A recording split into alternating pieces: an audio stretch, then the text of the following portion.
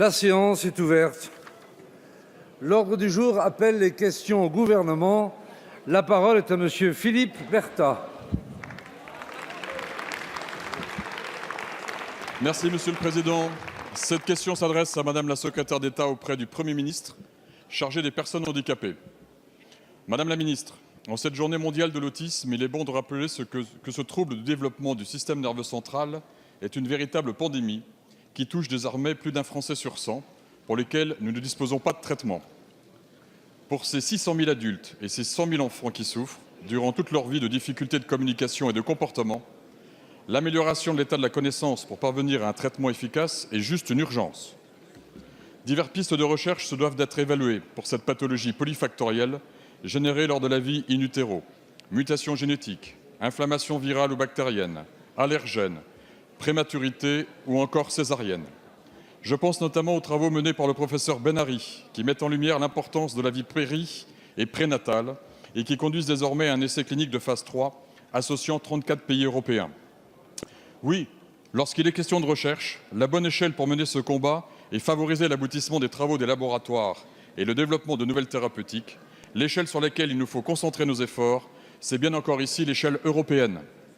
Les 700 000 Français atteints d'autisme ou nos 3 millions d'enfants atteints de maladies rares le savent bien.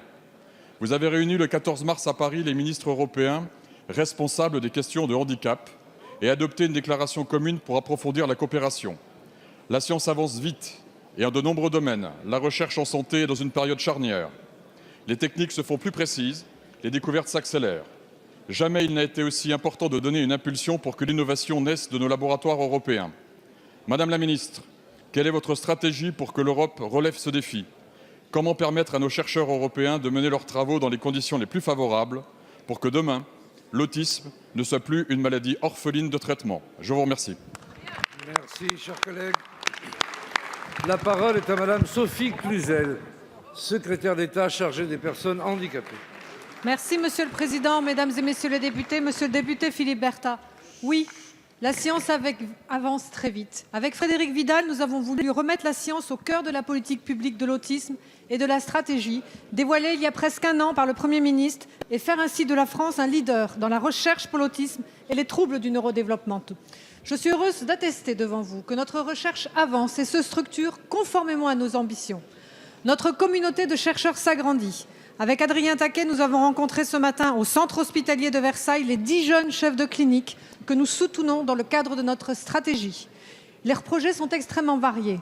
Ils vont de la recherche sur les causes de l'autisme à celle sur les biomarqueurs permettant d'objectiver le diagnostic, en passant par la compréhension de troubles importants, ceux du sommeil, ceux de la douleur.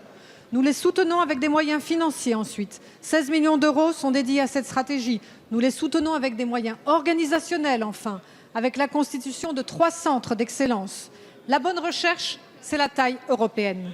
C'est la raison pour laquelle nous structurons un groupement dédié qui verra le jour d'ici le mois de juin.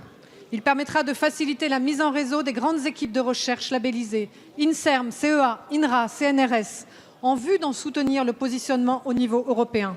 Il y a un enjeu de leadership pour l'Europe dans la compétition de la science qui est mondiale. Il y a un enjeu de solidarité de destin, comme j'ai pu le vérifier en réunissant le 14 mars dernier avec Nathalie Loiseau une réunion inédite, l'ensemble des ministres européens responsables des questions du handicap. Nous avons signé une déclaration commune qui marque notre engagement à intensifier nos échanges et notre coopération en matière de recherche et nous entendons bien avancer dans le cadre de la stratégie qui sera adoptée par le nouveau Parlement et la nouvelle Commission. Nous le devons aux quelques 80 millions d'Européens en situation de handicap vis-à-vis desquels nous entendons renforcer le caractère social et inclusif de l'Union européenne et marquer cette renaissance européenne à laquelle le président de la République a appelé tous les citoyens de l'ensemble de l'Europe. Merci, madame la ministre.